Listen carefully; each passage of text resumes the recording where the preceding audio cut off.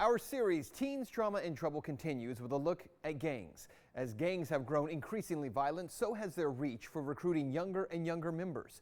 And urban areas aren't the only target. We've been following this story for more than a year, and now we've learned that even some of the quietest suburbs are dealing with this issue.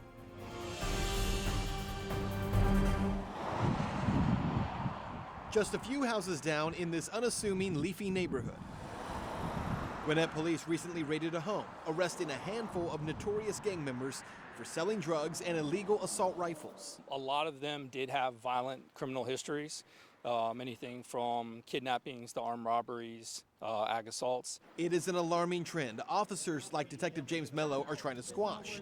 Gangs setting up lucrative shops in their suburb. It's a culture that changes weekly. This is all Bloods territory. In February, Detectives Mello and his partner Justin Ritchie showed me some of the neighborhoods affected and the difficulties in getting them out. Because these aren't like run-down houses that they're getting into. They're going into foreclosures, but these could be $300,000 houses. Yeah, you might think it won't happen in your neighborhood because you live in a $300,000, $400,000, $500,000 neighborhood, but it is, and you probably just don't realize it. Because these guys are flush with cash. Yes, they have plenty of cash, plenty of firearms.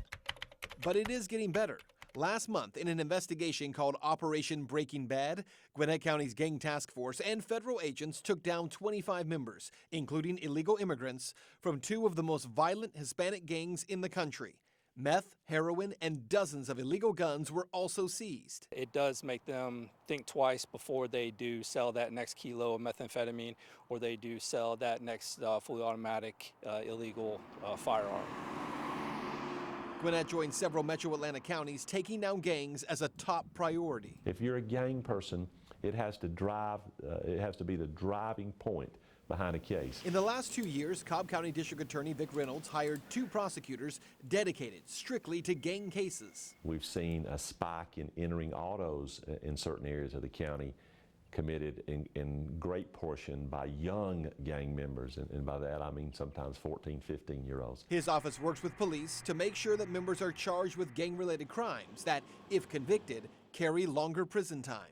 Even if it's a murder case, you begin with proving the individuals in a gang and that murder happened in furtherance of that gang, and so that's the way that you go about stopping gang activity. But getting a hold on a growing gang problem is challenging. I don't think for a second that it's going to stop. Mello says now the focus is on prevention, with police working with elementary schools to catch kids before the gangs do. On a weekly basis, we do come across 15, 16-year-olds that are either in the process of becoming in a gang, they're going through the process that leads up to them becoming a full-fledged gang member, and or they already have been in the gang since 13, 14 years old.